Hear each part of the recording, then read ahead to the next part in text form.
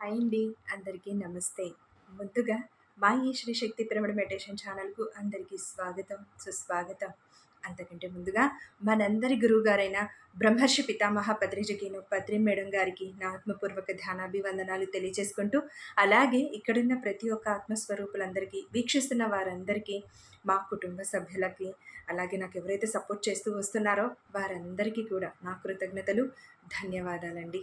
So నేను మీ ముందుకు వాక్షేత్రం అన్న ఈ పుస్తక పఠనం ద్వారా నేను మీ ముందుకు వస్తున్నాను. సో మనం గత ఎపిసోడ్లో చేష్టాక్షేత్రం గురించి చెప్పుకున్నాం. సో ఈరోజు ఫస్ట్ క్షేత్రం వచ్చేసి భావనా క్షేత్రం, నెక్స్ట్ చేష్టాక్షేత్రం అండి. సో ఈ చేష్టాక్షేత్రంలో ఏంటి అనేది, మనం ఎలా ఉంటుంది, మన చేష్టాక్షేత్రాలు లోపల ఎలాగుంటాయి, బయటకు ఎలాగుంటాయి అనేది వాటి డిఫరెన్స్ బాగా మనకు వివరించి చెప్పారు ఇక్కడ పత్రి గారు. సో అలాగే భావనా క్షేత్రం ప్లస్ చేష్టాక్షేత్రం, ఈ రెండు క్షేత్రాలు ఎలా ఉంటాయి అనేది ఇక్కడ మళ్ళీ ఇంకొకసారి మనకు వివరణ ఇచ్చారు. మరి ఏంటో మనం ఇప్పుడు తెలుసుకుందాం. భావనా క్షేత్రం ప్లస్ చేష్టాక్షేత్రం, ఈ రెండింటిని కలిపి చెప్తున్నారండి ఇక్కడ. భావనా క్షేత్రం ప్లస్ చేష్టాక్షేత్రం. మొట్టమొదటిది భావనా క్షేత్రం, రెండవది వాక్క్షేత్రం, మూడవది చేష్టాక్షేత్రం. ఈ చేష్టాక్షేత్రంలో కూడాను కృష్ణుడు అర్జునునితో ఏం చెప్పాడు అంటే, యథేచ్ఛసి తథా కురు అన్నాడు. భగవద్గీత అయిపోయింది. చెప్పేదంతా ఆయన చెప్పేశాడు. తన వాక్క్షేత్రంలో నుంచి ఏ వాక్కులు సంధించాలో, బయటికి తీసుకురావాలో అవన్నీ సంధించేశాడు. ఆయన బయటికి తీసుకొచ్చేశాడు. తరువాత నీ ఇష్టం వచ్చినట్లు నువ్వు చెయ్యవయ్యా అన్నాడు. నా ఇష్టం వచ్చినట్లు నువ్వు చెయ్యవయ్యా అని చెప్పలేదు. నీ స్వధర్మం ఎలా అనిపిస్తుందో, నీ స్వగుణం ఎలా ప్రేరేపిస్తుందో అలానే చెయ్యి, అలాగే విలసిల్లు. నా అనుగుణంగా నువ్వు విలసిల్లడం కాదు. అప్పో దీపో భవ అన్నాడు. ఎవరి జీవితాన్ని మరి వారే ఉద్ధరించుకోవాలి, ఎవరి దీపాన్ని వాళ్ళే వెలిగించుకోవాలి. యథా ఇచ్చసి తథా కురు. చూసారా, కురు అంటే కర్మ, చేష్ట అని అర్థం. సో నీ ఇష్టం వచ్చినట్లు చెయ్యి. వదిలిపెట్టేసి ఇంటికెళ్ళి విచారణ చేసుకుంటావా, నీ ఇష్టం. లేదు గాంధీవం తీసుకొని అందరినీ సంహరిస్తావా, నీకు ఏది ఇచ్చగా ఉందో అదే చెయ్యి. చంపుతావా, చంపు. పరిగెత్తి పారిపోతావా, పరిగెత్తిపోవచ్చు, నీ ఇష్టం. నీ చేష్టలు నీ ఇష్టం, నీ చేష్టా ప్రపంచం నీ ఇష్టం. నా ఆలోచన ప్రకారం, నా వాక్కు ప్రకారం, నా బుద్ధి ప్రకారం నువ్వు జీవించవద్దు. నీ బుద్ధి ప్రకారం నువ్వు జీవించు. నీకు ఏది తోస్తే అది చెయ్యి.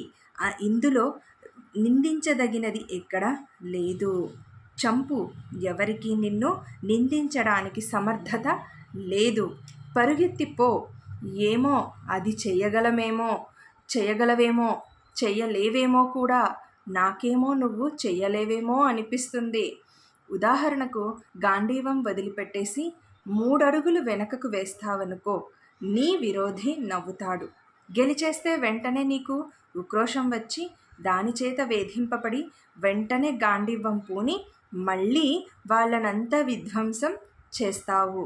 అది మటుకు గ్యారంటీ. నాకు తెలుసు నీ గురించి నీకింకా తెలియదు. ఓ అర్జునా, నేను ఎన్నో జన్మలు ఎత్తాము.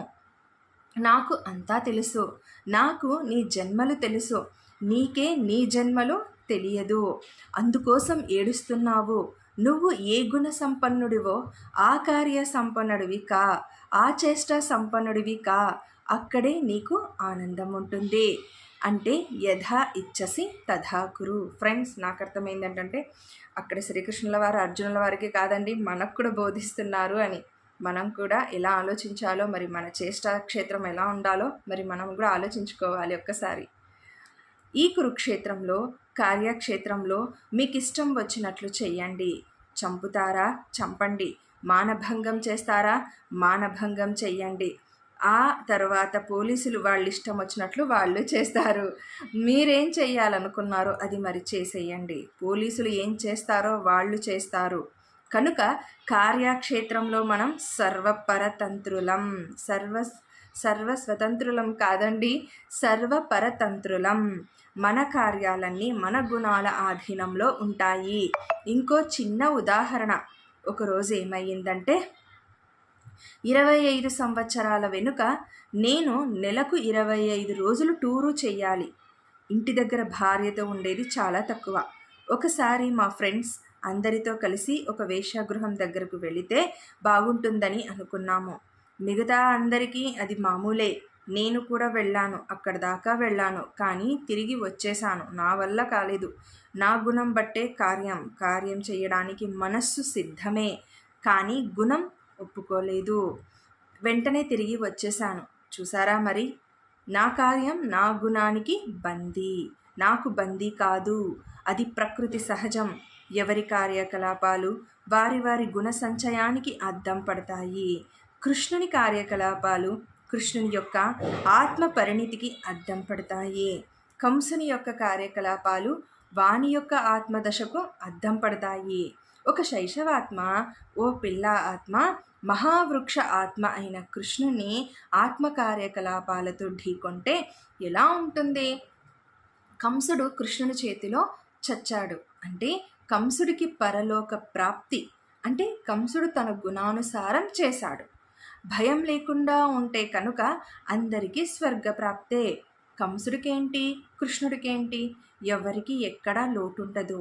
స్వర్గప్రాప్తి ఎందుకంటే ఎక్కడా నరకప్రాప్తి అన్నది లేదు కనుక అందరికీ స్వర్గప్రాప్తే. దుఃఖం ఎక్కడైనా ఉందంటే అది ఈ లోకంలోనే ఉంది, కానీ పైలోకంలో అది ఎక్కడా లేదు. దుఃఖం ఎక్కడైనా ఉందంటే అది వారి వారి భావనా ప్రపంచం నుండి క్రియా ప్రపంచానికి మనం ఎలా చెయ్యాలో మనం అలా చేస్తాం. ఇందులో జడ్జిమెంట్ అనేది లేదు. మన ఇష్టాలను బట్టి మన ఆలోచన ప్రపంచం ఉంటుంది. మన గుణాలను బట్టే మన కార్య ప్రపంచం ఉంటుంది. భావనా ప్రపంచంలో మనం సర్వస్వతంత్రులం, కార్య ప్రపంచంలో మనం సర్వపరతంత్రులం. చూసారా, కాళహస్తిలో నేను ఓ బందీని, నేను ఏమీ చేయలేకపోయాను. అలాగే ఇంకో చిన్న ఉదాహరణ చెప్తున్నారు ఇక్కడ పత్రిగారిది అండి. ఇవన్నీ అనుభవాలు చెప్తున్నది స్వయాన పత్రిగారే చెప్తున్నారు. ఇస్లాం మత స్థాపకుడు మహమ్మద్ పెద్ద పెద్ద యుద్ధాలలో ఉన్నాడు. నాస్తిక ఆస్తిక యుద్ధాలు.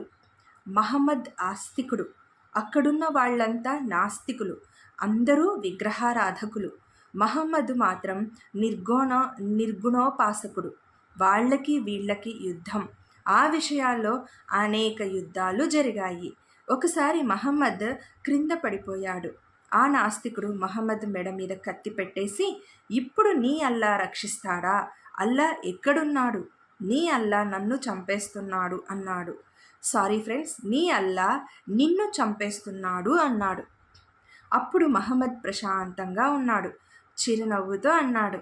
వాడి కళ్ళల్లో సూటిగా చూశాడు, నా అల్లా నన్ను రక్షిస్తాడు. అలాంటి సమయంలో కూడా అలాంటి శాంతమైన మెత్తటి మాటలు వినేసరికి వాడు దద్దరిల్లిపోయాడు. వాడి చెయ్యి కంపించసాగింది. ఆ చెయ్యి కంపించడంతో వాడి కత్తి కింద పడింది. వెంటనే మహమ్మద్ ఆ కత్తి తీసి అతని మెడ మీద పెట్టి, ఇప్పుడు నిన్నెవరు రక్షిస్తారు? నీకు అల్లా లేడు కదా, నువ్వు ఎవరికి మొరపెట్టుకుంటావు మరి? వాడికి భయం, వాడి తమోగుణం ప్రకారం వాడు చేశాడు. నిర్భయుడైన మహమ్మద్ వాణ్ణి చంపలేదు. అతడు శరణు కోరాడు, ఇతను శరణు ఇచ్చాడు. అంటే ఎవరెవరి గుణాల ప్రకారం వాళ్ళు అలా చేసుకుంటూ పోతారు. కనుక ఒకరి కార్యకలాపాలని మనం దూషించలేం. మరి దేన్ని దూషించాలి?